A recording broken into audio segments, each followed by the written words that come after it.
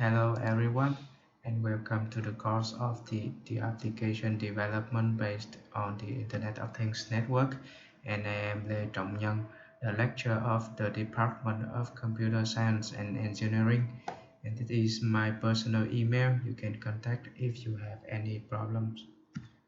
So before we go to the details of the lecture, I would like to cover the main target of the course.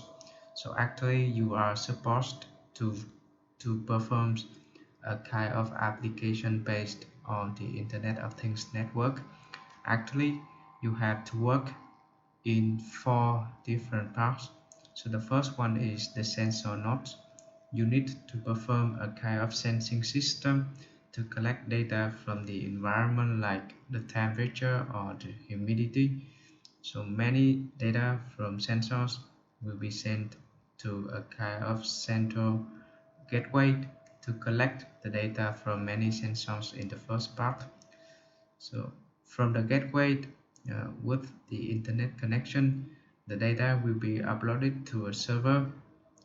So there is an application running on smartphones to get the data from the server and display the sensory data on the screen for visualizations at the user. So this is the main architecture you have to work in order to build a kind of the application based on the IoT network. So in the first lecture, I would like to provide the introduction about the network, the internet network we already have, and the next generation of the network, which is the Internet of Things. So very simple from the beginning. Our network is constructed from a communication model with 5 different blocks, as you can see on the slide. So the source is the first one where the data is generated.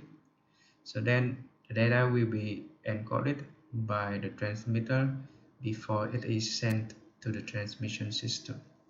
The transmission system will draw a path from the source to the destination through many intermediate nodes.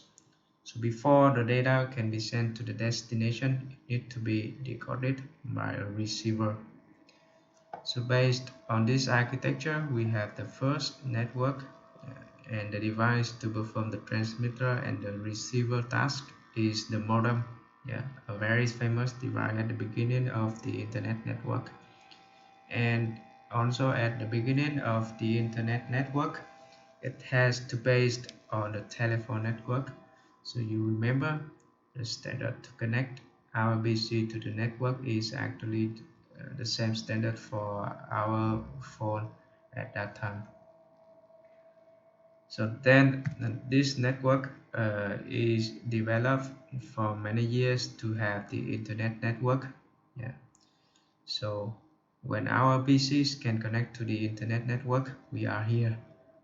So you can see there is really a long path from our PC to the internet network, which is here. We have to contact to a kind of internet service provider to have the internet service at our home. So for some reason, like to protect the data or for some security system, some company they can create a kind of private network. So in this way, they can have a kind of local server to manage the information in a private network.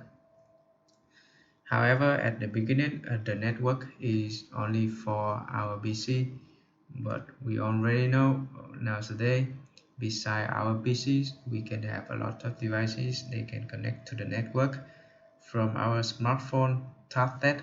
We have a lot of smart cards. They are also can be connected to the network. So because of the reason, we have another name for our network nowadays, which is the Internet of Things. Because things mean many things can be connected to the network. So the new generation of the network have a lot of advantages when it is deployed in a big city, which is higher than 10 million. And very lucky Vietnam and Ho Chi Minh have this advantage. So This is the reason why you can see Raft is a very big company which is based on Internet of Things network, and they can have a big improvement in Vietnam for many years. So Singapore is considered as a country which is utilize the Internet of Things network to manage the country, and from the IoT, it really brings a big economic impact to the Singapore, and this is the value from 2015. Yeah, they really get a big economic impact. So this value is predicted by 2020, but maybe it's very hard to reach because we have uh, the problem nowadays. So Internet of Things is actually considered as a product of the next revolution of human.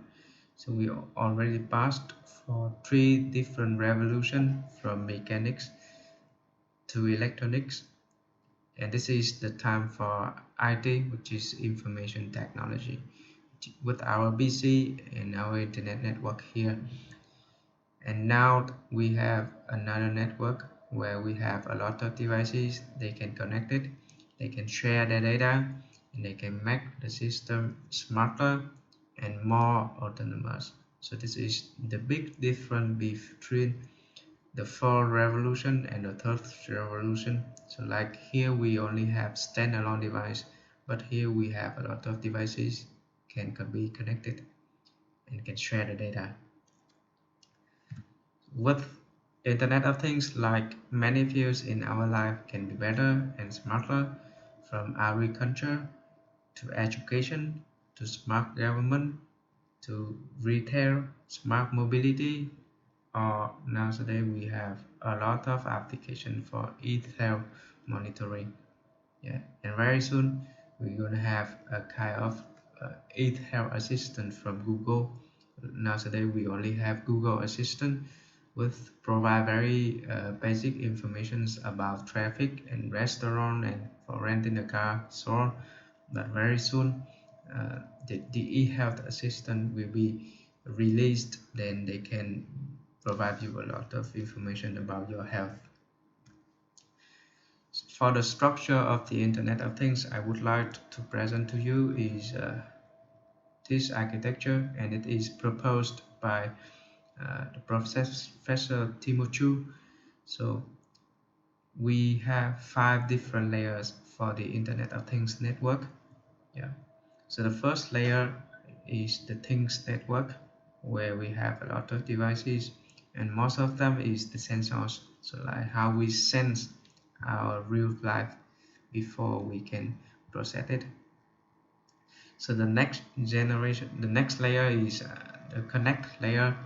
So how we can connect our sensors. Yeah, it's because nowadays we have a lot of standards for wireless communication, ranging from NFC, Bluetooth, Wi-Fi, and RFID. So we have a lot of standard for this layer, and this is also the advantage and also disadvantage of this layer.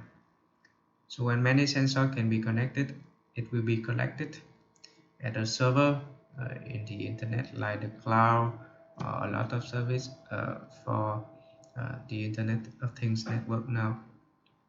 So when the data can be collected at the server, the machine can learn from these data before it can provide some decisions for the system. So this is the layer for deep learning or machine learning, and when you can extract some typical information, you can provide some support decisions for the end user, or the machine can do it by itself. So this is the end of the first lecture, and see you in the next